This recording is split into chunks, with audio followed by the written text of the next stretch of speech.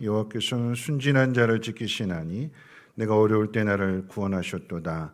내 영혼아 내 평안함으로 돌아갈지어다. 여호와께서 너를 후대하심이로다. 아멘. 거룩하신 하나님, 우리 하나님 택하신 귀한 자녀들 은혜 가운데 인도해 주심을 감사합니다.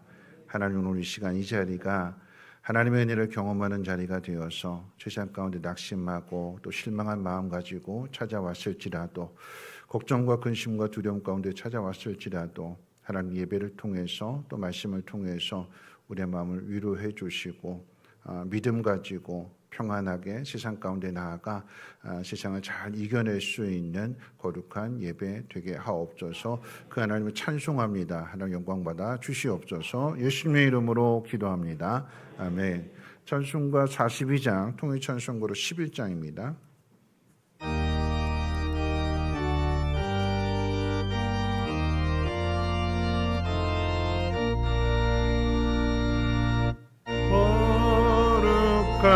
주님께 예배를 드리세 무릎을 꿇고서 영광 돌려 그 같은 순종과 향기로운 겸손을 주님께 바쳐서 경배하세 주 앞에 삼가서 겸손히 행하며 주 너를 언제나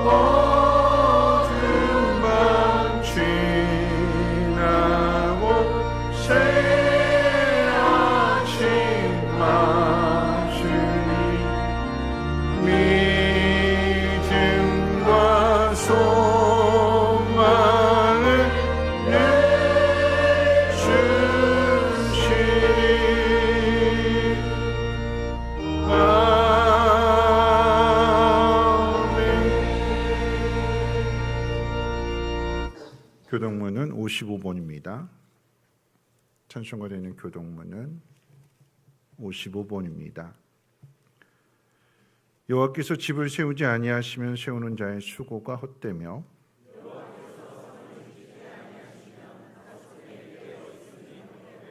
너희가 일찍이 일어나고 늦게 누우며 수고의 떡을 먹음이 헛되도다.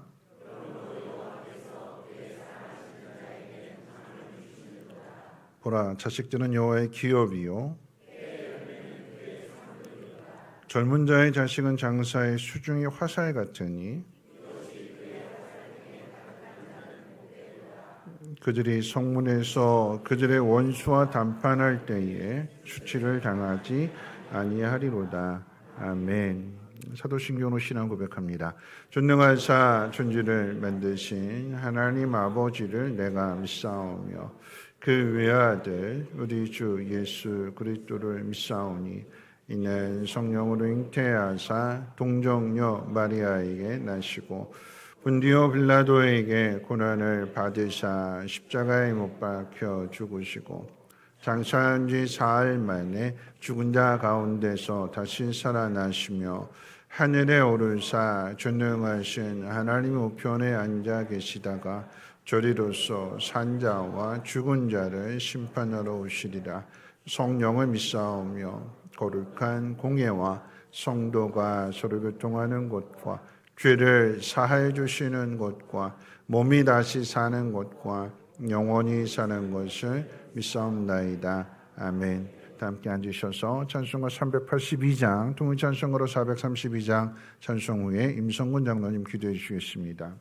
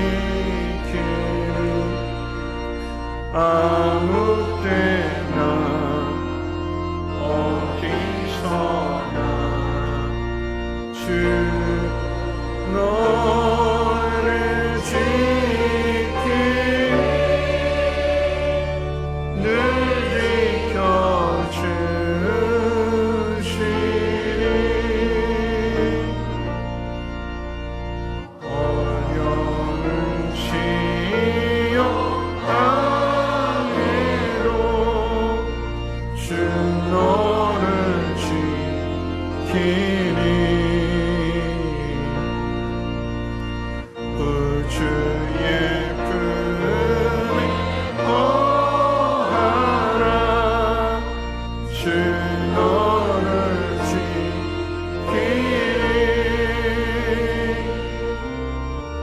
주 너를 지키니 아무 때나 어디서나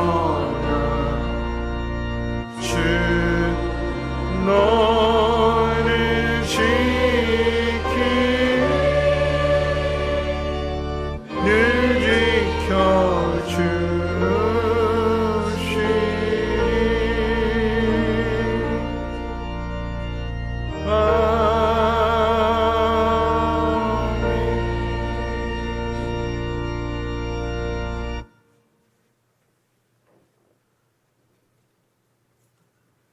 다 같이 하나님께 기도드리겠습니다.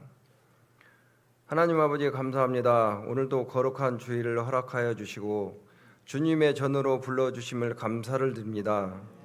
지난 한 주간도 주님의 보호심 가운데 지내게 해주시고 우리의 삶과 함께하여 주심에 감사를 드립니다. 하나님 아버지 연약한 우리의 마음과 삶을 돌아보며 이 시간 회개합니다. 말과 행동과 생각으로 지은 죄를 용서하여 주시고 주의 보혈로 깨끗하게 씻어 주시옵소서. 다시금 주님을 향한 온전한 믿음으로 살아가게 하여 주시옵소서. 이 봄의 계절 가운데 새 생명을 허락하신 주님, 우리의 심령도 새롭게 하여 주시고 믿음이 자라나게 하여 주시옵소서. 메마른 마음이 있다면 성령의 은혜로 적셔 주시고 낙심된 영혼들에게 소망과 위로를 허락하여 주시옵소서. 4월의 셋째 주를 살아가는 동안에 저희가 세상의 빛과 소금으로 살아가게 하여 주시고 어디에 있든지 주님의 사랑을 전하는 삶이 되게 하여 주시옵소서. 이 나라와 민족을 위해 기도합니다. 혼란한 세상 속에서도 주님께서 이 땅을 붙드시고 정의와 평화가 강물처럼 흐르게 하여 주시옵소서. 우리 성민교회를 위해 기도합니다. 모든 예배와 모임 가운데 성령께서 함께하여 주시고 말씀과 기도로 든든히 세워지는 공동체가 되게 하여 주시옵소서. 섬기는 목자와 모든 봉사자들에게 새 힘과 은혜를 더하여 주시고 맡겨진 사명을 기쁨으로 잘 감당하게 하여 주시옵소서. 병등자와 지체들과 어려운 가운데 있는 이들을 기억하여 주시고 자유와 위로의 손길로 함께하여 주시옵소서. 하나님 아버지 다가오는 이웃사랑 바제를 통해 섬기고 나누는 귀한 시간을 갖게 하여 주시고 우리의 마음이 하나 되어 하여 주시고 서로를 돌아보며 사랑을 실천하는 공동체가 되게 하여 주시옵소서. 준비하는 손길마다 기쁨을 더하여 주시고 섬기는 모든 일에게 피곤함이 아닌 감사와 은혜가 넘치게 하여 주시옵소서. 이곳에 오고 가는 모든 사람들에게 주님의 평안과 기쁨을 허락하여 주시옵소서. 오늘도 말씀을 전하시는 담임 목사님의 성령의 충만함과 은혜를 주셔서 말씀을 전하게 하여 주시고 선포되는 말씀이 우리의 심령을 깨우고 삶을 변화시키는 능력이 되게 하여 주시고 그 말씀이 우리의 삶 속에서 풍성한 열매로 맺게 하여 주시옵소서. 이 시간 찬양대로 섬기는 모든 대원들에게 은혜를 부어주시고 찬양이 사람이 보이기 위함이 아니라 오직 하나님께 영광 돌리는 찬양이 되게 하여 주시고 교회 곳곳에서 봉사하는 모든 봉사자들에게 하늘의 위로와 기쁨으로 채워 주시옵소서. 모든 감사와 영광을 하나님께 올려드리며 존귀하신 예수님의 이름으로 기도드립니다. 아멘.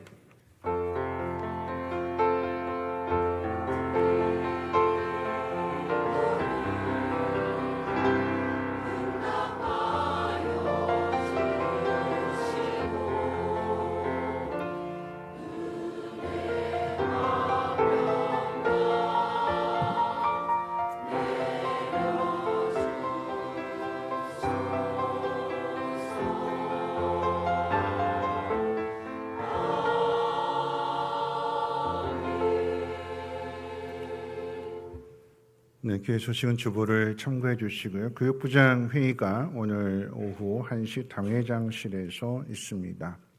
이웃사랑 바자회가 돌아오는 토요일 이제 교회에서 있게 되는데 이번 주까지 바자회 물품 필요하신 물품 집에 사용하지 않는 것들이 있다면 이제 가져오시기를 바라겠고요. 아울러서 항상 이제 이 바자회를 앞두고 연합 목장 예배를 드렸는데 우리 가정교회로 전환이 된다면 목장이 중요하니까 목장 모임 그대로 하십시오. 다만 이제 토요일 날 아침에 되면 우리 기도회로 시작하고 할 거니까 목장 모임 목자들 잘 해주시고 또 한 가지 좀 부탁을 드린다라고 하면 그렇다고 이제 이 바자에 나몰라라 하지 마시고 또 금요일날 준비해야 될 상황도 있으니까 서로 마음을 돌아보셔서 함께 같이 만들어 가시면 좋겠습니다. 그래도 하나님 가장 기뻐하시는 우선순위에 먼저 초점을 맞추시고 함께 지혜롭게 협력해 주시기를 바라겠습니다. 오늘 점심 식사 주보에는 안수경 권사님이 나와 있는데 안수경 권사님 주보 잘못 남았고 김기옥 권사님이 준비를 해주셨는데 서정홍 집사님 이제 임종 맞이하면서 이제 장례 때 많이 위로해 주셔서 격려해 주셔서 감사하다고 김기혁 권사님께서 준비를 해주셨고 일부 예배 때는 떡을 나눠드렸는데 그 떡을 나눠드린 이유는 뭐냐면 식사를 못 하시게 되니까 대신에 떡을 나눠드린 거고 점심 드시는 분들은 점심 식사로 대체를 하니까 널리 양해해 주시기를 바라겠습니다. 교우 동정 가운데 오늘 이제 이효선 집사님, 지휘자 집사님이 오늘 이제 예배를 못 나오셨는데 이제 그 전동 킥보드 타고 가시 넘어져가지고 이제 팔꿈치 수술을 하셔서 병원에 입원해 계십니다. 그래서 오늘 이제 그 호산나 사양대 지휘하시는 김학수 권사님 대신 지휘를 하시니까 좀 위에서도 많이 기도해 주시고 격려해 주시기를 바라겠습니다. 하나님 말씀 보도록 합니다. 하나님 말씀은 마가복음 9장 21절로 24절까지 말씀입니다. 마가복음 9장 21절에서 24절까지 말씀을 신약성경 68페이지고요. 마가복음 9장 21절로 24절까지 말씀을 제가 봉독합니다. 예수께서 그 아버지에게 물으시되 언제부터 이렇게 되었느냐 하시니 이르되 어릴 때부터니이다. 귀신이 그를 죽이려고 불과 물에 자주 던졌나이다. 그러나 무엇을 하실 수 있거든 우리를 불쌍히 여기사 도와주옵소서.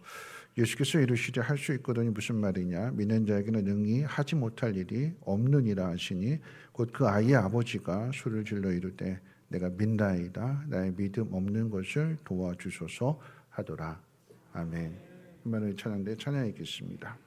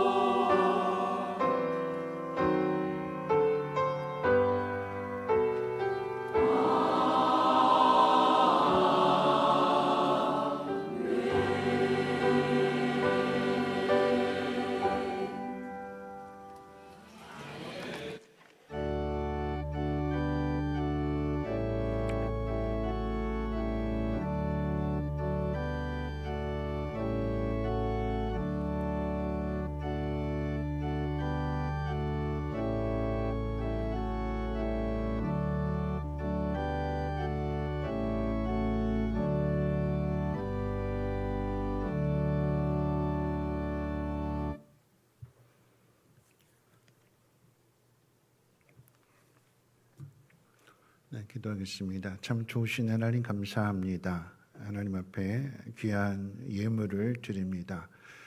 오늘 찬양의 고백처럼 하늘의 양식이 내려지게 하시되 믿는 자뿐만 아니라 믿지 않는 사람들에게도 하나님의 긍휼과 자비하심이 저들의 마음속에 전하여져서 저들 하나님의 사랑을 깨닫고 하나님께로 돌이킬 수 있는 은혜가 임하게 도와주시옵소서.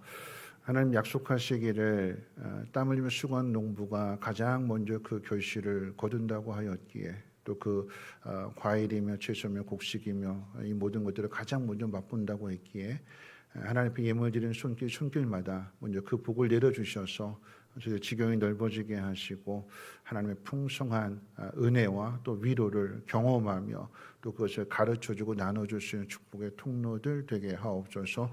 오늘 하나님 말씀을 듣습니다.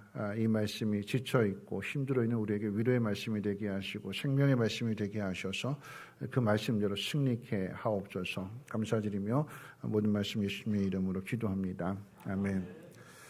네, 이제 주보 내용이 잘못됐다고 제가 광고한 내용이 잘못됐다고 정정해달라는 이제 쪽지가 왔는데 점심 식사는 안수경 권사님이 떡은 김기혁 권사님이 준비를 하셨대요. 좀 잠깐 착오가 있었습니다. 참고해 주시길 바라겠고요. 한 주일 동안 어떻게 편안하게 잘 지내셨습니까? 네, 우리 옆에 있는 분하고 함께 인사 나누실 때 이렇게 인사하겠습니다. 늘 하던 대로 인사하는 거에다 뒤에다 하나만 덧붙일 거예요. 하나님 당신을 사랑하시고 기뻐하십니다. 그러니까 우리 잘 살아봅시다 하고 인사해 볼까요? 네.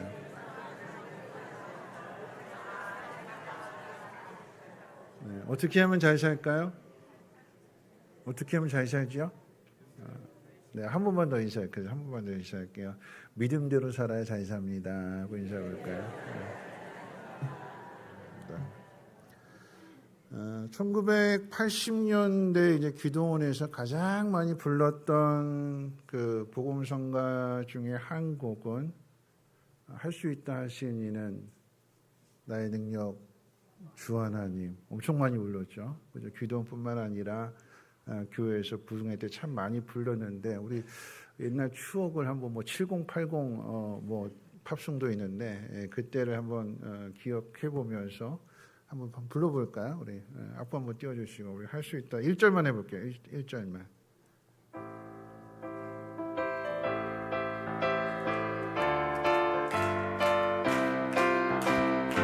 있다 하시니 나의 능력 주 하나님 의심 말라 하시고 물결 위를 걸으라 하시네. 할 수 있다 하신 주, 할 수 있다 하신 주,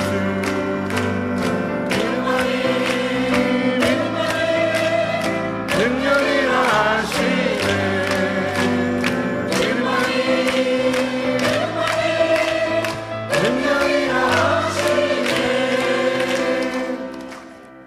어른들은 그러죠. 아, 이래야 찬송이지, 그러죠. 옛날 박수 치면서 이래야 찬송이지. 또 한 곡이 있어요. 또 한 곡. 비슷한 곡이 있습니다.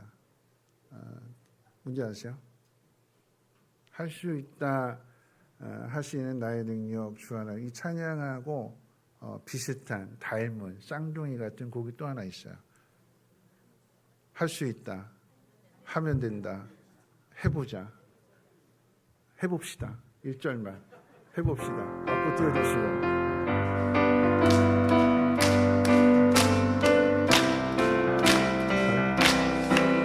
하면 된다. 해보자. 믿는 자에게 능치 못하니 없으리라. 나는 부족해도 난 약해도 주님 도와주시니 의심 말고 두려워 말라. 기적이 일어난다. 말씀 안에서 믿음 안에서 할 수 있다. 해보자. 잘하셨습니다. 네. 이 곡을 부르는 거 좀 자신감이 생기나요? 용기가 생기십니까? 그러면 여러분 앞에 있는 그 문제들을 이제 집에 돌아가셔서 이겨낼 수 있으십니까? 대답이 적어졌어요. 네, 용기와 자신감만으로는 안 되는 거죠. 내가 그래 한번 해보자. 마음을 다져잡고 용기를 내서 한번 갔는데 또 넘어질 수 있어요. 또 실패할 수 있습니다. 넘어지고 실패하는 이유는 뭐냐면 찬양의 가사처럼 믿음이 있어야 된다라고 하는 거죠. 용기와 자신감은 내가 내는 거예요. 믿음은 하나님이 주시는 거예요. 가르쳐 주시고 깨닫게 해주시고 도와주셔서 그래서 그 믿음 가지고 나아가게 될 때에 그 믿음 안에 놀라운 능력을 경험하게 되는 것이고 그 문제가 해결되어지는 거죠. 그 믿음을 어디에서 얻어야 하는지를 이제 가르쳐 주는 것이 오늘 생각해 보고자 하는 말씀입니다. 오늘 본문의 말씀은 넓게 보면 9장 2절부터 시작이 돼서 9장 29절에서 끝나게 됩니다. 그 내용은 변화산을 중심으로 해서 둘로 나눠지게 되는데 변화산 위에와 그리고 변화산 밑. 변화산 위에는 예수님과 베드로, 야고보, 요한 이렇게 세 명의 제자가 함께 있고 변화산 밑에는 그 나머지 9명의 제자들이 있습니다. 그래서 변화산 위에서 겪은 일과 변화산 밑에서 겪은 일, 두 가지 내용이 함께 어우러져 있습니다. 그래서 믿음이라고 하는 주제를 가지고 오늘 좀 더 폭넓게 한번 생각해 보려고 합니다. 가장 먼저 믿음에 대해서 생각할 것은 뭐냐면 무슨 말을 하는지 알지 못하는 것은 여러분 그걸 믿음이라고 할 수 없습니다. 그래서 이제 변화산 위에서 일어난 일을 설명드릴 것 같으면 예수님이 베드로, 야고보, 요한과 함께 산 위로 올라가셨더니 그곳에서 예수님의 옷이 하얗게 하얘도 너무나 하얀 마가복음의 저자는 뭐라고 기록했냐면 세상에서 사람이 이걸 빨래를 해도 이렇게까지 휘어질 수는 없다라고 그렇게까지 재미있게 표현을 했어요. 그리고 휘어졌을 뿐만 아니라 그 예수님 옷에서 광채가 났습니다. 이 신비한 광경을 보게 된 베드로가 오늘 이제 9장 5절 말씀 가운데 보면 이렇게 고백을 했어요. 베드로가 예수께 고하되 랍비여 우리가 여기 있는 것이 좋사오니 우리가 초막 셋을 줄 때 하나는 주를 위하여 하나는 모세를 위하여 하나는 엘리야를 위하여 하사이다 하니 예수님의 옷만 휘어지고 광채가 나는 것 본 것 아니라 거기에 구약 성경에서만 보았던 알았던 모세와 엘리야를 만나게 된 그 놀라운 체험을 하게 된 거예요. 자, 이 내용을 똑같이 누가복음 9장에서도 기록하고 있는데 누가복음의 저자인 누가는 조금 더 자세하게 기록하고 있습니다. 그래서 누가복음 9장 32절로 33절 말씀 우리 화면 한번 방송에 한번 띄워주시고 같이 한번 읽어볼까요? 함께 읽어봅니다. 시작. 베드로와 및 함께 있는 자들이 깊이 졸다가 온전히 깨어나 예수의 영광과 및 함께 선 두 사람을 보더니 두 사람이 떠날 때에 베드로가 예수께 여짜오되, 네, 거기까지만 하겠습니다. 네, 그 다음에 똑같은 말이에요. 그러니까 이 말씀 누가복음하고 마가복음을 종합해서 상황을 정리해 보면 그런 거죠. 베드로, 야고보, 요한이 예수님과 함께 산 위에 올라갔어요. 왜 올라갔을까요? 뭐하러 올라갔을까요? 기도하러. 성경은 기록하고 있지 않지만 기도하러 올라가는 거예요. 누가복음의 말씀을 토대로 생각해 볼 때, 그런데 예수님은 기도하시다가 이제 그 놀라운 일들을 이제 겪으시는데 베드로, 야고보, 요한은 뭐 하고 있었대요? 잤대요. 여러분 이 장면 어디서 많이 본 장면이잖아요. 어디서 봤어요? 겟세마네 동산에서 예수님 기도하시는데 이 세 명의 제자들은 잠들어 있었어요. 깊이 졸다가 이제 깊은 잠에까지 빠져든 거죠. 깊이 잠들었다가 이제 깼는데 깨서 보니까 앞에 예수님의 모습이 이렇게 변형된 모습으로 이렇게 너무나 광채가 나는 모습, 거기에 이제 모세와 엘리야가 함께 이야기를 나누는, 그러니까 늦게 이제 깨서 이제 보게 된 상황이에요. 근데 이제 죽음에 대해서, 예수 십자가의 죽음에 대해서 말씀하시고 난 다음에 모세와 엘리야가 떠나려고 하니까 그때서야 이제 베드로가 붙잡기 위해서 주님 여기가 좋사오니 주님을 위해서 또 모세를 위해서 엘리야를 위해서 우리가 초막셋을 짓겠습니다. 믿음이 좋은 말처럼 들려지게 되지만 주님을 위해서 뭘 하겠다라고 하는 거잖아요. 헌신하겠다고. 근데 이 믿음이 좋은 말처럼 들려지게 되는데 여러분 이것은 믿음이 좋은 말이 아니라 뒤에 오늘 이 마가복음의 저자는 뭐라고 덧붙였냐면 두려워서 자기가 한 말을 자기가 알지 못하더라. 횡설수설하는 거예요. 누가복음의 저자도 9장에서 똑같이 표현했습니다. 자기가 한 말을 자기가 알지 못하더라. 알지 못한 채 무슨 말인지 졸다가 아니 깊이 잠에 들었다 깨어서 본 그 신비한 환경, 한편으로는 두렵기도 하고 한편으로는 황홀하기도 하죠. 죄인인 인간이 하나님이 하시는 일들을, 그 놀라운 광경을 눈으로 보게 되어 있기 때문에, 그 놀라운 체험을 했기 때문에 그 마음에 이게 교차가 되는 거예요. 두렵기도 하고 황홀하기도 하고. 그 속에서 나온 말이었어요. 뭘 이야기하는지 자기도 알지 못했습니다. 신비한 그 모습에 정신을 빼앗겨서 너무나 거기에 황홀해서 그 신비한 내용이 가지고 있는 의미, 그 내용은 전혀 생각하지 않는 거예요. 그 내용이 뭘까요? 예수님이 십자가에서 죽으신다. 그건 놓치고 예수님이 너무나도 하얗게 빛이 나는 그 모습, 그리고 성경에 기록된 가장 구약시대 가장 대표적인 선지자라고 할 수 있는 모세와 엘리야를 직접 보게 됐다. 이분이 모세구나. 이분이 엘리야구나. 처음 경험하게 된 그 신비한 일들로 인해서 자기 자신도 알지 못하는 말들을 했다라고 하는 것입니다. 이거 콕 집어서 얘기한 거예요. 자기가 하는 말을 알지 못하더라. 우리도 그럴 때가 있습니다. 베드로처럼 신비한 체험은 아니더라도 하나님의 은혜를 경험하게 되었을 때에 뭐라도 해야겠다는 마음을 갖습니다. 그래서 그러니까 은혜가 충만할 때 그러잖아요. 내가 주님을 위해서 내 목숨도 아끼지 않겠습니다. 주님 가라고 하시는데 제가 순종하며 가겠습니다. 여러분 이제 주의 종들 같은 경우는 주님 내가 이 땅에 하나님의 교회를 100개나 짓겠습니다. 10개 짓겠습니다. 그렇게 이야기하잖아요. 언제 얘기해요? 은혜 받았을 때. 은혜 받았을 때. 하나님의 은혜를 경험했을 때, 하나님 우리에게 은혜를 주셨을 때 그런 입술의 고백을 합니다. 근데 이 은혜 받은 이게 언제 깨질까요? 언제 깨져요? 여러분 그 고백이 언제 깨질까요? 현실의 어려움하고 부딪히게 되면 깨져버려요.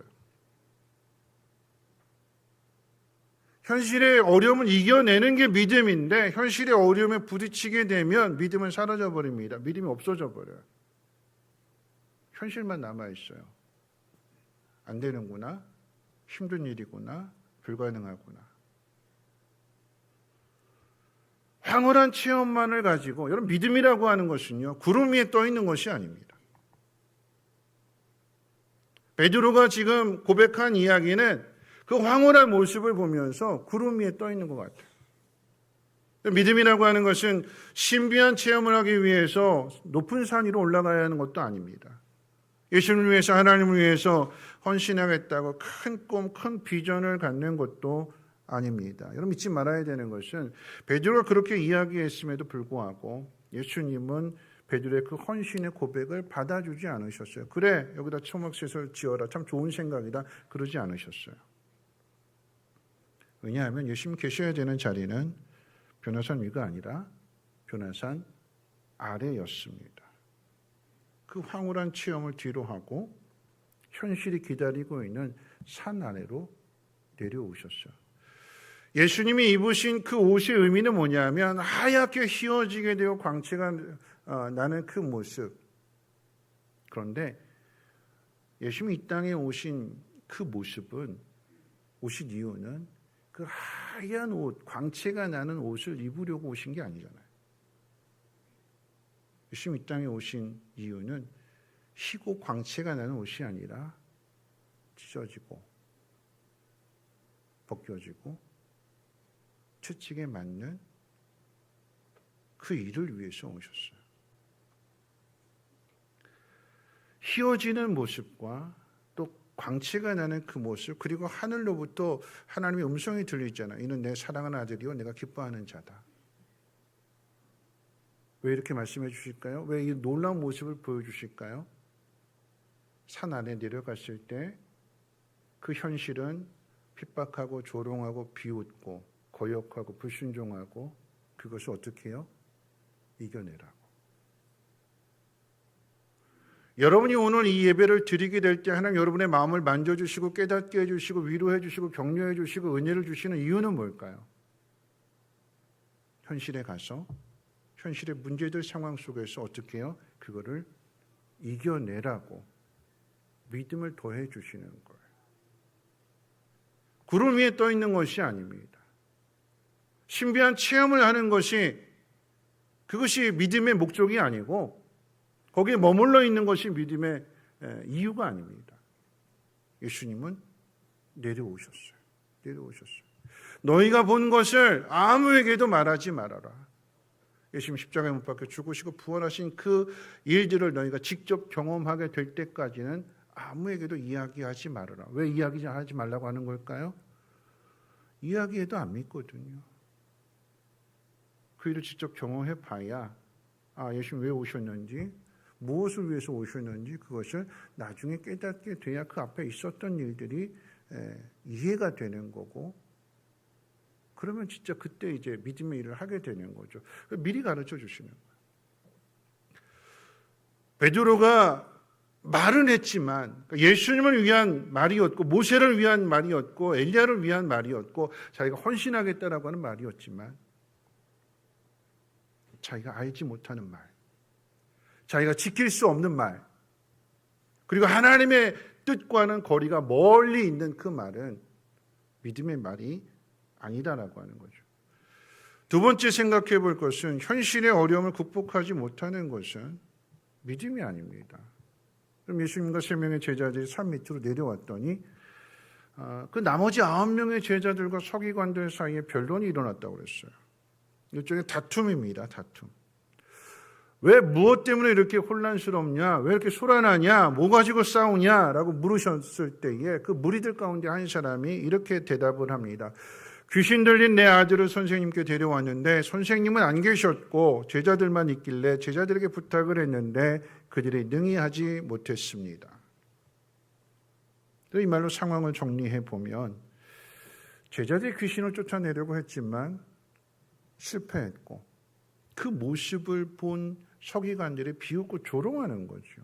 야, 그렇게 큰 소리 치더니 귀신도 못 쫓아내면서 야, 니들이 무슨 예수님의 제자냐. 니들이 못하는 걸 보면 예수님도 이건 틀렸어. 못해.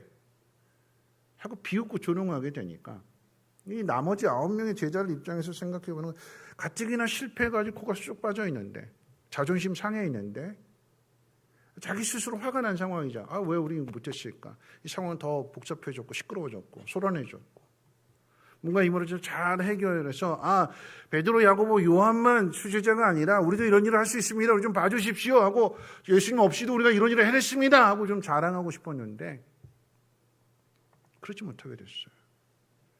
근데 자꾸 자기들로 인해서 예수님까지도 욕하게 되니까 자존심이 있는 거잖아요. 그렇죠? 예수님의 제자로서의 그 자존심만은 지키기 위해서 그래서 이제 싸우고 있는, 악을 쓰고 있는 거예요. 지지 않으려고. 자존심은 무너졌지만 그래도 지지 않겠다고 악을 쓰고 있는 상황이에요. 근데 그 속에서 이 아이의 아버지가 고발하는 거예요. 뭐라고 고발할까요? 당신의 제자들이 그 일을 능히 하지 못했습니다. 이 상황이에요. 이 말씀을 듣고 나서 예수님이 제자들을 책망하십니다. 우리 본문 앞에 있는 19절 말씀 같이 한번 읽어볼까요? 19절 말씀 함께 읽어봅니다. 시작. 대답하여 이르시되 믿음이 없는 세대여 내가 얼마나 너희와 함께 있으며 얼마나 너희에게 참으리요 그를 내게로 데려오라 하시며 그 모든 상황을 다 보시고 나서 또 그 말을 다 듣고 나셔서 예수님께서 그래도 내 새끼 건드리지 마라 하고 제자들 편들어서 서기관을 나무라지 않으셨어요. 또 반대로 그 고발하는 아이의 아버지 얼마나 속상하겠어요. 기대하고 왔는데 그 기대가 산산조각이 나니까 화가 나서 이제 고발하는 그 아이의 아버지를 향해서 이 나머지 제자들이 좀 믿음이 좀 부족하니까 좀 이해해 달라고 이렇게 제자들을 변호해 주지 않으셨어요. 제자들을 책망하셨습니다. 더 정확하게 이야기한다면 예수님이 제자들에게 화를 내셨어요. 예수님이 제자들에게 화를 내신 이유는 단지 귀신을 쫓아내지 못했기 때문만은 아닙니다. 예수님이 화를 내신 이유는 제자들이 귀신을 쫓아내지 못한 그 일로 인해서 이 아이의 아버지의 그 기대, 소망, 믿음이 깨졌기 때문입니다. 아이의 아버지가 예수님 앞에 다시 부탁을 하게 되는데 이렇게 부탁을 해요. 무엇을 할 수 있거든. 우리를 불쌍히 여기사 도와주옵소서. 얼핏 들으면 겸손한 고백으로 들려지겠지만 그런데 원문으로 본다면 그 원문에서의 뉘앙스는 이런 뉘앙스입니다. 비꼬는 말이거든요. 당신 제자들이 9명이나 달라붙어서도 못했는데 당신 혼자서 이 귀신을 감당할 수나 있겠습니까? 어디 할 수 있다면 한번 해보시오 이거예요. 9명의 제자들이 달려붙어서도 안 됐는데 당신 혼자서 이것을 감당키나 할 수 있겠습니까? 할 수 있으면 한번 해보세요. 조롱입니다. 비웃음입니다. 처음부터 이런 마음 가지고 왔을까요? 아니죠. 처음에는 기대하고 왔어요. 예수님 만나면 예수님이라면 내 아이를 고쳐주실 거야. 예수님이라면 귀신을 쫓아내주실 거야. 기대감을 가지고 왔는데 그 기대가 누구 때문에 깨졌어요? 제자들 때문에 깨져버리게 되니까 이제는 반신반의하는 거죠. 믿을 수도 없고 안 믿을 수도 없고 부탁은 해야겠는데 그 부탁의 말이 뭐예요? 할 수 있거든. 무슨 일이라도 할 수 있거든. 아무 일이나 좀 한번 해보십시오. 그런 의미가 되는 거예요. 오늘날 대한민국의 교회가 세상의 비판을 받고 조롱을 받고 있는 그 이유가 누구 때문일까요? 예수님 때문일까요? 아니면 예수님의 제자들인 우리들 때문일까요? 우리들 때문입니다. 교회를 욕하는 사람들 중에 처음부터 교회가 싫고 교회를 핍박하는 사람도 있겠지만 한편으로는 교회를 좋아하고 교회를 다녔는데 교회에 기대를 걸었는데 근데 실망해서 교회를 떠난 사람도 있습니다. 교회에 와봤더니 교회나 세상이나 다를 바가 없다는 것을 경험하게 되니까 굳이 교회를 다닐 이유가 없는 거죠. 그래서 교회를 떠나게 됩니다. 교회에 대해서 실망하는 이유가 뭐냐 하면 교회가 말은 잘하는데 능력은 없다라고 하는 거죠. 교회 나오는데 말 잘하는 걸 배우려고 교회 나온 사람은 없잖아요. 하나님의 능력을 체험하고 그 능력 가운데 살기를 원해서 교회 나오는데 그런데 교회 나왔는데도 그것을 이루지 못합니다. 왜 이루지 못할까요? 첫째는 자기 자신의 믿음 때문인 거고 두 번째는 앞서 걸어가는 사람들이 그것을 가르쳐주고 보여주지 못하게 되니까 실망하게 되고 자꾸 이런 일들을 경험하게 되니까 어떻게 나중에는 포기해버리게 되는 거예요. 아예 패배주의자가 되는 거예요. 교회 바깥에 있는 사람들만의 이야기가 아니라 여러분 교회 안에 있는 사람들의 이야기이기도 합니다. 믿음과 현실이 부딪히게 되었을 때에 그 믿음의 현실을 이겨내야 되는데 그런데 현실을 이기지 못하게 되면 코가 빠지잖아요. 실망하게 되고 자꾸 이 악순환이 반복이 되면 그런 그 마음속에 이건 안 되는 거구나. 누가 와도 안 되는구나. 하나님이 하셔도 안 되는구나. 그 마음이 자리 잡혀서 아예 포기해버립니다. 그래서 예수님 정확하게 뭐라고 말씀하셨냐면 그러면 믿음이 없다라고 하는 거예요.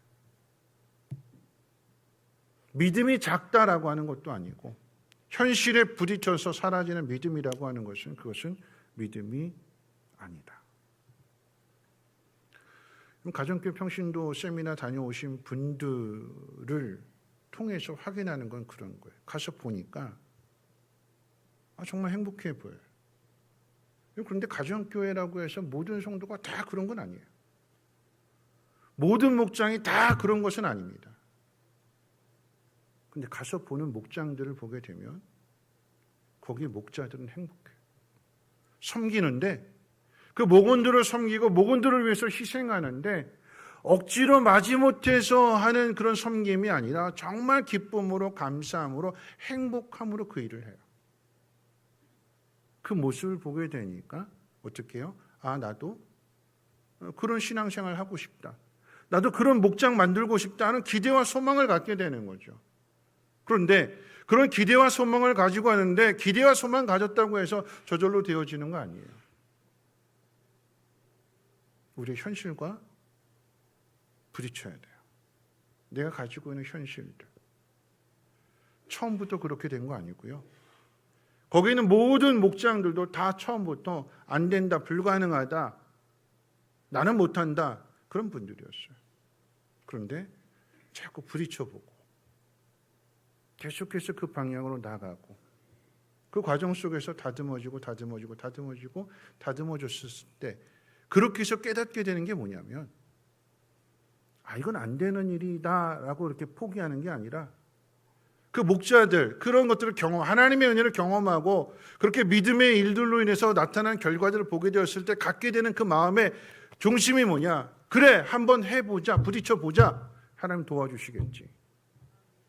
그게 믿음이 돼요. 내가 모든 걸 다 판단하고 계산해서 이건 안 되는 일이야. 이게 아니라 우리가 누구나 다 소망을 가지고 있어요. 남편이 교회 왔으면 좋겠고 자식들 교회 왔으면 좋겠고 우리 부모님 예수 믿고 천국 갔으면 좋겠고 소망은 다 가지고 있어요. 그런데 그 소망으로 나아가고 계십니까? 내 마음속에 이미 기도는 하면서 소망은 가지고 있으면서 틀렸어, 안 돼. 이건 안 되는 일이야. 내가 미리 포기하는 거예요. 그럼 거기에 능력은 나타나지 않습니다. 내가 포기할 일이 아니라 여러분 우리가 해야 돼. 그래서 뒤에 가서 가르쳐 주시는 것이 예수님께서 화를 내신 이유가 뭐냐면 할 수 있는 일인데 하나님의 영광을 나타내지 않게 되니까 그 일로 인해서 이 아이의 아버지의 믿음도 깨어지게 되니까 그래서 화를 내시는 거예요. 믿음은요, 믿음은 현실하고 부딪혀서 이것을 이겨내는 게 믿음이래요. 현실에 부딪혔는데, 내가 가지고 있는 상황과 부딪혔는데, 그런데 이 상황이 더 크게 나타나게 된다면, 그래서 믿음이 사라지게 된다면, 그건 엄연한 의미에서 믿음이 아니래요. 자, 그럼 세 번째 한번 생각해 볼 것이 뭐냐면, 우리가 실패하고 넘어질 수 있는데, 그런데 그렇게 실패하고 넘어진 자리에 예수님께서 다시 우리에게 믿음을 가르쳐 주세요. 오늘 본문의 이야기, 그래서 기록되어져 있는 거예요. 먼저 제자들에게 기대를 걸었다고 실망한 아이의 아버지에게 믿음을 가르쳐 주시는데, 우리 23절 말씀 같이 한번 읽어볼까요? 함께 읽겠습니다. 시작. 예수께서 이러시되 할 수 있거든이 무슨 말이냐?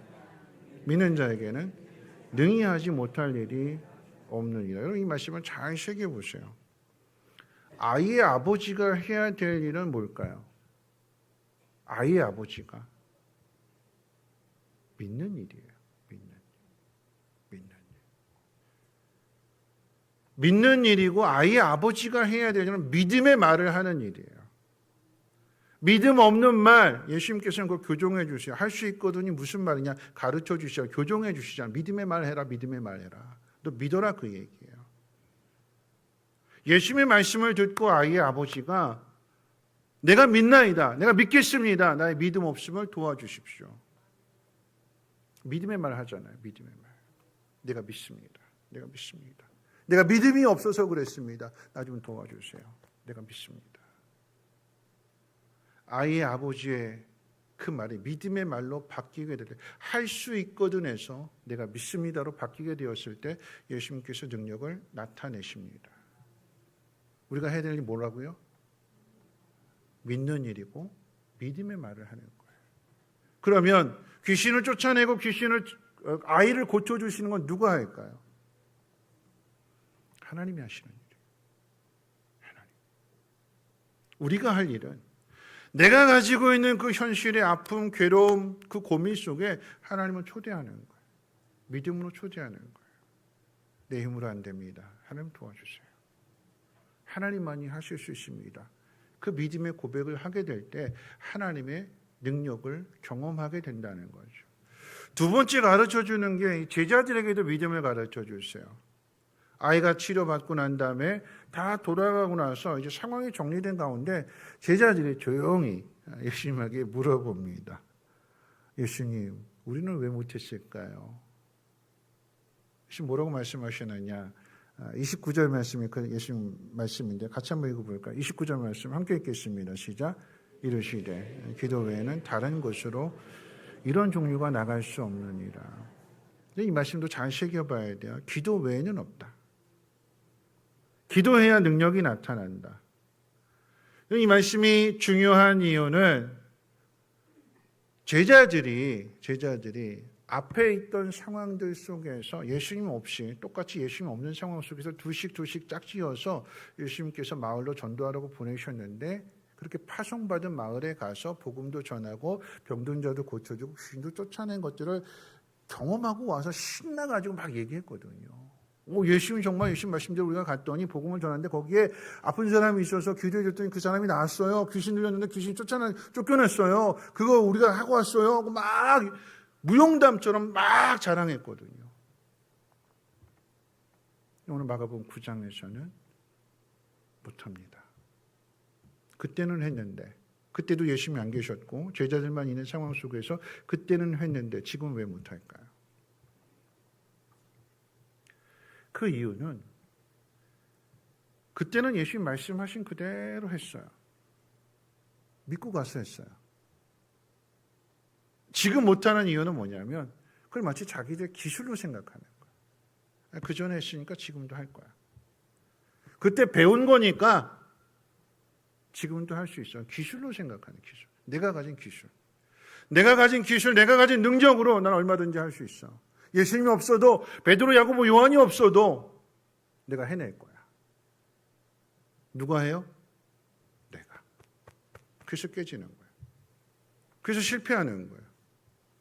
예수님께서 앞에 있는 아이의 아버지에게는 믿음에 대해서 가르쳐 주시고 제자들에게는 기도를 가르쳐 주시는 그 순서를 잘 보셔야 되는 거예요.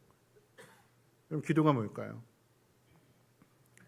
내가 할 수 없다라고 하는 것을 고백하고 하나님 도움을 요청하는 게 기도잖아요. 귀신을 쫓아내는 일은 누가 한다고요? 하나님이 하시는 거예요. 하나님. 내가 능력이 있어서 그 일을 행하는 것이 아니라 하나님이 그 일을 행하시는 거예요. 내가 할 일은 하나님을 내가 있는 그 자리에 요청하는, 초대하는 거야. 도움을 요청하는 거야. 이 일은 하나님이 하십니다. 그래서 예수님이 기도 외에는 이런 종류가 나가지 않는다 말씀하신 이유가 바로 여기에 있습니다. 기도 외에는 없다. 그 일을 하시는 분은 하나님이시다. 우리가 해야 될 일이 뭘까요? 정리해 볼게요. 믿는 거고, 믿음의 말을 하는 거고, 믿음의 말이 뭐예요? 기도입니다. 그럴 때 하나님의 능력이 나타난다. 그럼 우리가 이렇게 반문할 수 있는 거죠.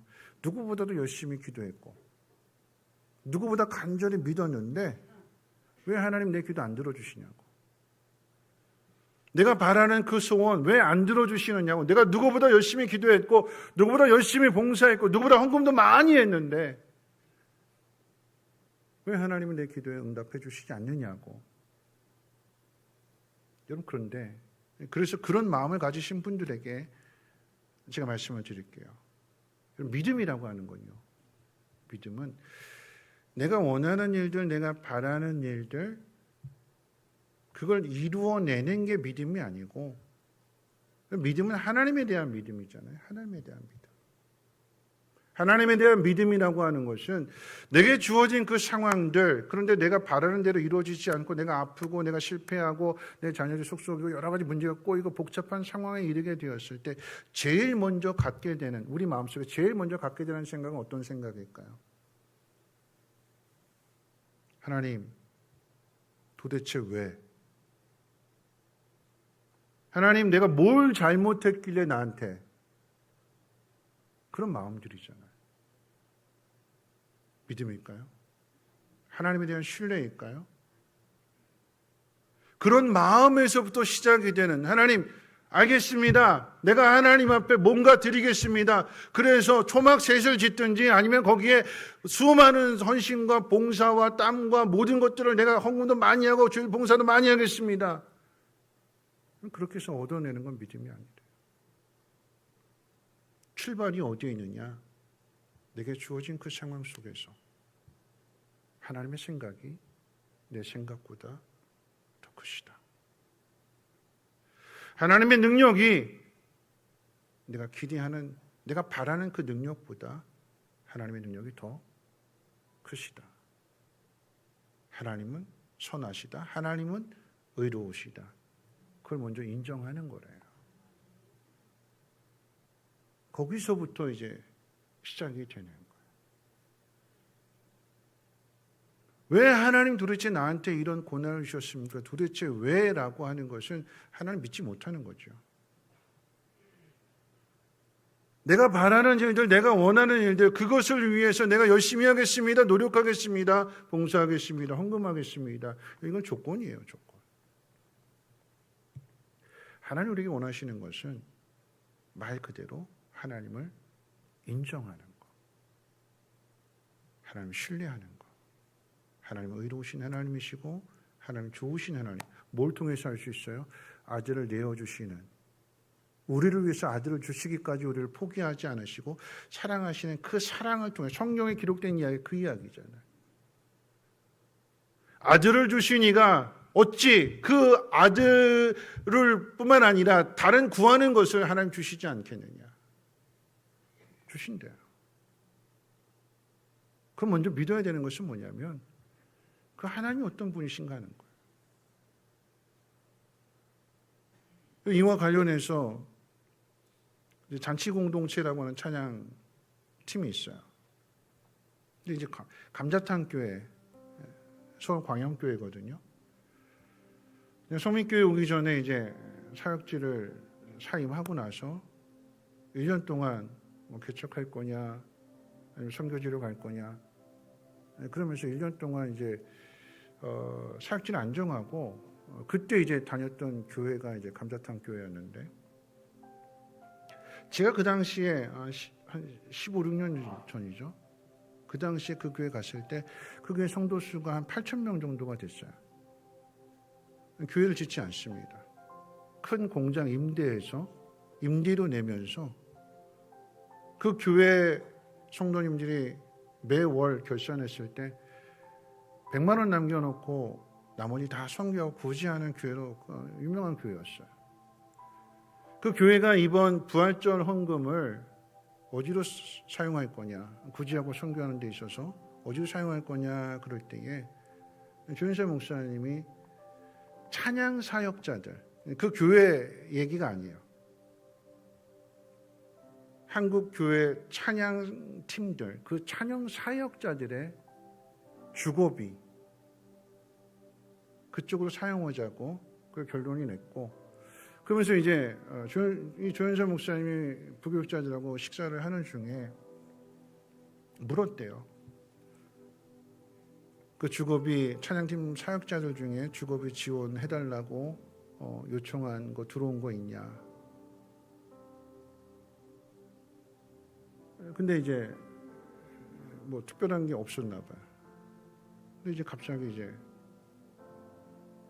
한 그 부목사님이 잔치 공동체라고 하는 찬양팀에 건반을 치는 그 자매가 생각이 납니다. 그러더래요. 조윤세 목사님이 잔치 공동체 그 대표한테 전화를 해서 사역을 물어봤대요. 우리 교회가 이만저만해서 찬양 사역자의 주거비를 좀 지원해 주려고 하는데 그 건반 치는 그 자매 상황이 어떠냐. 그 건반 치는 자매가 결혼을 했는데 집을 어디서 하냐 물어봤더니 서울에 살고 있는데 이제 그 LH 청년 주택을 이제 1억 2천인데 대출을 받아서 살고 있다고. 결혼을 했는데 청년 주택에 살고 있다라고 하는 얘기를 들었어요. 그러니까 목사님 그 많은 일들 하다 보니까 감이 잡히지. 아, 그러면 돈은 얼마 없겠구나. 보증금 많아봐야 5, 600만 원이 가지고 있는 전 재산이겠구나. 나머지 다 대출 이자 내겠구나. 생각을 하고 더 정확하게 한번 직접 물어봤더니 1억 2천만 원 대출 받은 곳에서 그분이 가지고 있는 저는 160만 원, 보증금 160만 원. 그래서 얼마나 있느냐, 나머지 돈 통장에 얼마나 있냐 했더니 200만 원이 전 재산이래. 합하면 360. 찬양 사역자인데 360만 원이 전 재산. 결혼을 했는데 집이 없고. 그러니까 이 조윤세 목사님이 그 반주자에게 감자탕 교회에서 찬양 사역자들 주거비를 지원해 주는데 1,500만 원을 지원하겠습니다. 근데 이거는 빌려주는 게 아니라 그냥 드리는 겁니다. 대신 꼭 이 임대 보증금 내는데 사용하십시오. 하나님이 일하시는 게 얼마나 기가 막히냐면, 그래서 그 일들 가운데 이 반주자가, 잔치 공동체 반주자가 이 목사님에게 감사의 편지를 보내는데 그 편지 내용 제가 그대로 읽어 드릴게요. 신앙의 고백이에요. 지난 한 달 동안 저는 다른 것은 필요 없고 주님만 필요합니다. 주님 한 분만으로 만족합니다. 라고 기도해 왔습니다. 3월에 잔치 공동체 팀과 함께 당연 일본 선교 기간을 통해서 주님의 임재 안에 거하시고 시시때때로 주님과 친밀하게 교제하며 그분의 뜻을 알아가는 삶이 가장 행복한 삶이라고 하는 것을 마음 깊이 배우게 되었기 때문입니다. 그때 읽게 된 말씀이 누가복음 12장이었습니다. 믿음이 적은 자들아, 오늘 들에 있다가 내일 아궁이에 들어갈 풀도 하나님께서 이처럼 입히시거든 하물며 너희일까 보냐. 그러므로 무엇을 먹을까 무엇을 마실까 염려하지 말아라. 그리고 이어지는 말씀, 너희 아버지께서 이런 것들이 너희에게 필요하다는 것을 아신다. 그러므로 너희는 그의 나라를 구하여라. 그리하면 이런 것들을 너희에게 더하여 주실 것이다. 기도의 고백은 바뀌었지만 사실 현실의 문제들, 이사의 문제, 앞으로 출산해야 되는 상황들, 그런 상황들은 여전히 그대로였습니다. 그러나 이 말씀을 통해 아버지 되시는 주님께서 제게 말씀해 주시는 것 같았습니다. 다 알고 있다. 그저 나와 함께 하자. 그 음성이 너무 달콤해서 저는 매일 주님께 더 말씀해 달라고 부탁드리고 있었습니다. 조현사 목사님께서 직접 전화를 주시고 대화를 나누는 동안 하나님께서 이렇게 바쁘게 일하시고 계셨구나 하는 생각에 눈물이 났습니다. 역시나 제 삶의 문제를 저보다 더 잘 아시고 이미 다스리시며 대신 계획해 주시는 주님께 감사했습니다. 또 그 은혜를 사랑하는 목사님과 서울 광염교회를 통해 흘려보내 주심에도 감사했습니다. 제 이름은 은혜 은자에 나 아자를 써서 은혜가 나를 통해 흘러간다는 뜻을 가지고 있습니다. 오늘 제게 가장 큰 은혜의 통로는 서울 광염교회입니다. 하나님께서 서울 광염교회의 성도님들과 목사님을 통해 제가 정말 제 이름의 뜻대로 살아가도록 격려하시는 것 같습니다. 제가 이름대로 살 수 있도록 은혜를 흘려보내는 그 과정에 함께해 주셔서 진심으로 감사드립니다. 저도 더 깨끗한 은혜의 통로로 살아가겠습니다. 여러분, 이 문제가 뭐냐면요, 하나님을 잘 믿는 청년이 너무나 유명한 곡들을 작곡하는 그 반주자가 현실에 돈이 없고 결혼을 했는데 주거 문제 때문에 어떻게 해요? LH 청년 그 주택에 살고 있어요. 혼인신고를 못했대요.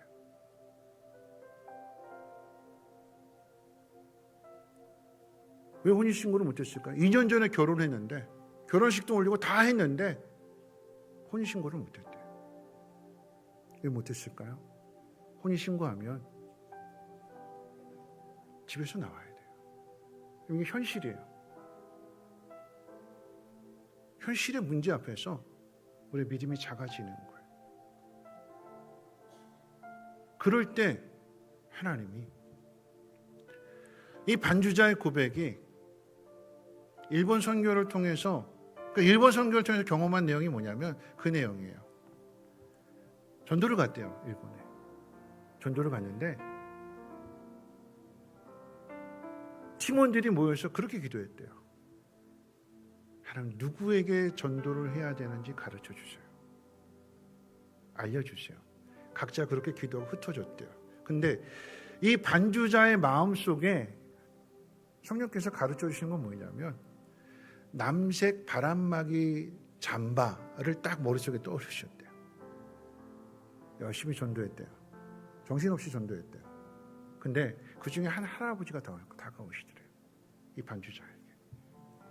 그리고는 뭐 대화를 이제 핸드폰 가지고 번역기 가지고 돌리니까 복음을 전했는데 복음을 받아들이는지 안 받아들이는지 그냥 듣고만 가셨대요. 근데 뒷모습을 보는데 그 할아버지 뒷모습이 남색 바람막이 잠바였대요. 아, 성령이 가르쳐 주시고 성령이 인도해 주시는구나 라고 하는 것들을 경험하고 와서 고백하기를, 나는 하나님 한 분만으로 만족합니다. 그렇게 딱 고백하고 난 다음에 이 전화를 받은 거예요. 어떤 전화요? 1,500만 원 지원해 줄게. 근데 이야기가 그걸로 끝나는 것이 아니라 조현철 목사님이 감자탕 교회 자기 교회에다 이거를 칼럼식으로 썼어요. 그랬더니 그걸 읽은 한 분이 용산에 아파트가 있는데 거기에 살 수 있도록 그렇게 지금 준비하고 있대요. 조현철 목사님이 하도 신기해가지고 이 반주자를 추천해준 그 목사님한테 물어봤대요. 아는 사이야? 물어봤대요. 근데 그 목사님 아니요. 목사님 물어보셨는데 갑자기 그 자매가 생각이 났어요. 누가 하실까요? 성령이 하시고 하나님 하시는 거예요. 생각나게 하시고. 그래서 그 청년이 이제 혼인신고한대요.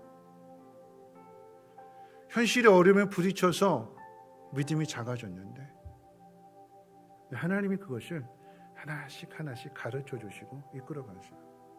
제가 왜 이야기를 하게 됐는가 하면 저희 딸아이가 그 반주자랑 지난 수요일 날 밥을 먹었어요.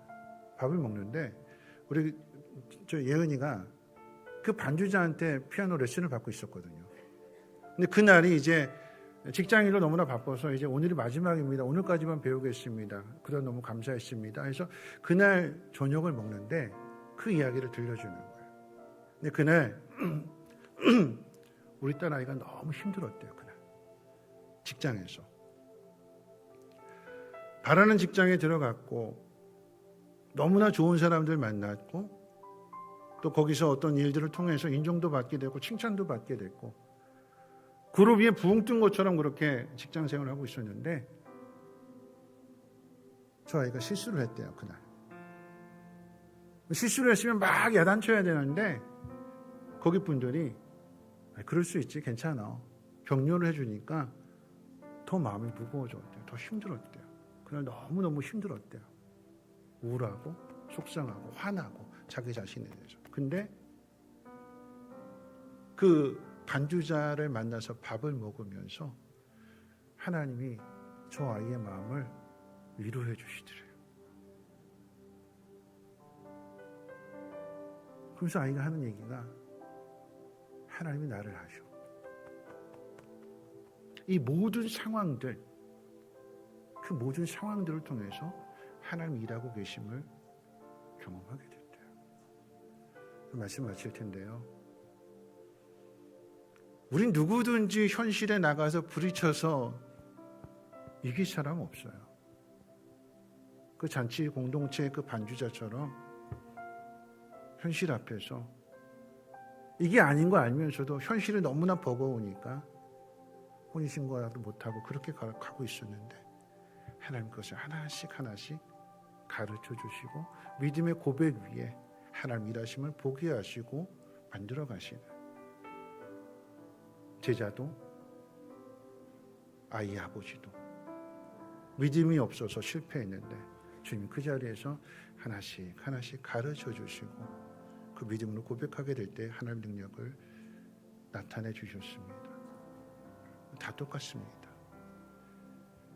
믿음이 이만해가지고 믿음이 커서 이기는 게 아니라 부딪혀 보십시오. 넘어질 수 있고 실패할 수 있습니다. 근데 그 속에 주님이 위로해 주세요. 도와주세요. 이겨내게 해주세요. 없던 믿음도 있게 해주십니다. 그래서 믿음은 내가 만들어내는 것이 아니라 주님이 나에게 만들어주시는 거예요. 기대하시고 소망하시고 여러분 삶의 현장에서 부딪혀 보십시오. 안 된다고 하지 마시고 미리 겁먹지 마시고 미리 포기하지 마시고 오늘 말씀 제목처럼 그래 할 수 있다 해보자. 왜요? 주님이 도와주시니까. 믿고 믿음의 말을 하고 기도함으로 인하여서 하나님의 능력을 경험하며 살아갈 수 있는 저와 여러분들 되시기를 주님의 이름으로 부탁을 드립니다. 우리 함께 일어나셔서 620장 함께 찬송합니다.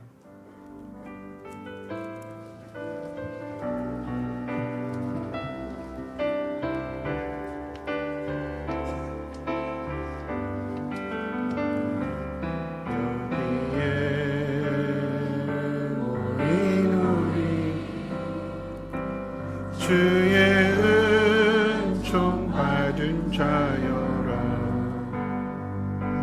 주께서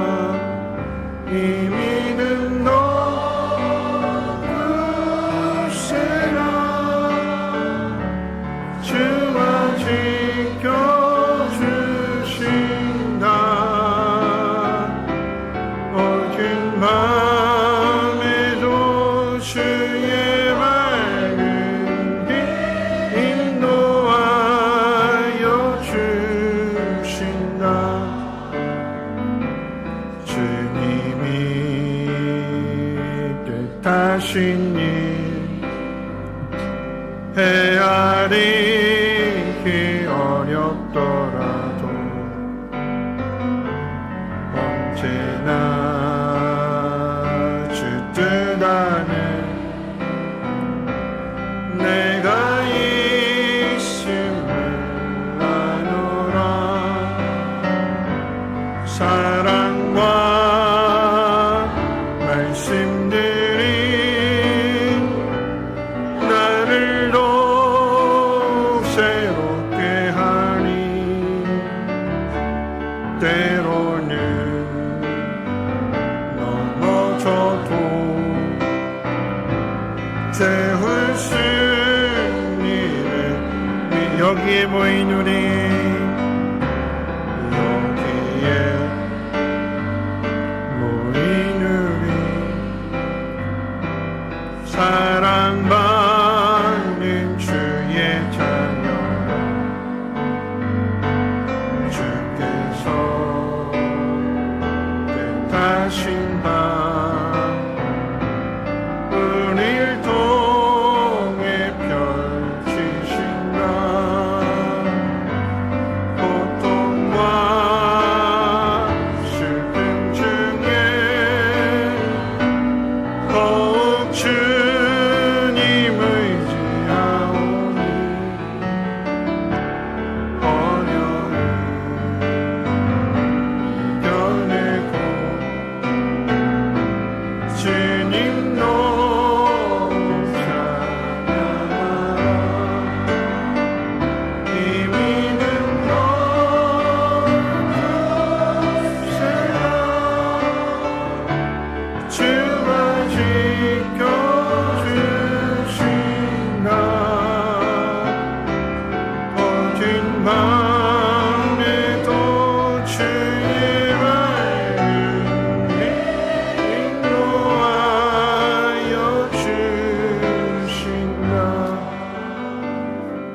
시간이 많이 갔습니다만 함께 오늘 말씀 생각하면서 함께 되었으면 좋겠습니다. 믿음은 구름 위에 떠다니는 거 아니고 신비한 체험을 하는 게 믿음이 아니고 현실과 부딪혀서 현실을 이겨내는 것이 믿음입니다. 제자들이 넘어졌고 제자들 때문에 아이의 아버지가 반신반의하면서 그 믿음이 깨지게 되었을 때 예수님은 가르쳐 주시고 도와주시는 거지요. 뭐 하라고요? 믿음의 말 하라고, 믿으라고, 기도하라고. 그러면 하나님이 일하신다고. 여러분 삶의 자리에 하나님을 초대하십시오. 믿음의 말을 하십시오. 그러면 하나님이 그 모든 상황들 가운데 일하십니다. 두려워하지 마시고 염려하지 마시고 부딪혀서 넘어질지라도 다시 일으켜 세워주시는 그 주님을 신뢰하며 함께 나갈 수 있게 해달라고 우리 함께 통성으로 하나님 앞에 기도합니다. 사랑 많으신 하나님 감사합니다. 하나님 말씀을 듣습니다.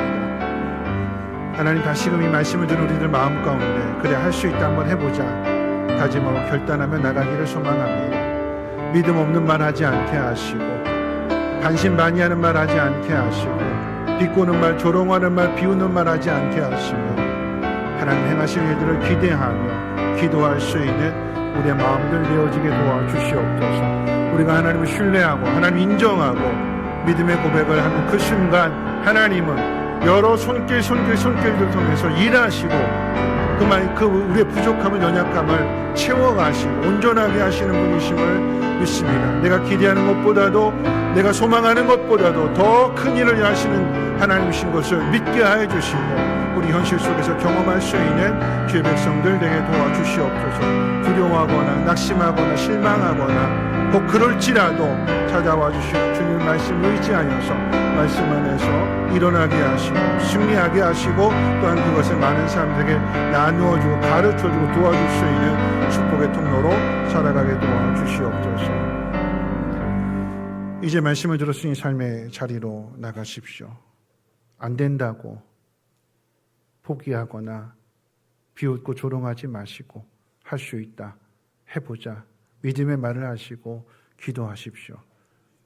혹 여러분들이 주저해서 또 넘어지고 실패한다 할지라도 주님은 다시 찾아오셔서 가르쳐 주시고 조종해 주시고 깨닫게 해 주시고 선한 길로 인도해 주실 것이며 선한 능력으로 여러분을 도와주실 것입니다. 이제는 우리 주 예수 그리스도의 무한하신 은혜와 하나님의 그 크신 사랑하심과 성령님의 감화감동 충만 보호 역사하심이 할 수 있다 해보자 다짐하고 결단하는 사랑하는 주의 백성들 머리머리 위에와 가정과 하는 모든 일과 특히 자녀들 위해 성민교회 성민쉼터 성민유치원 이 나라의 민족과 북한 땅과 전 세계 위에 이제로부터 영원토록 항상 함께 있을지어다. 아멘.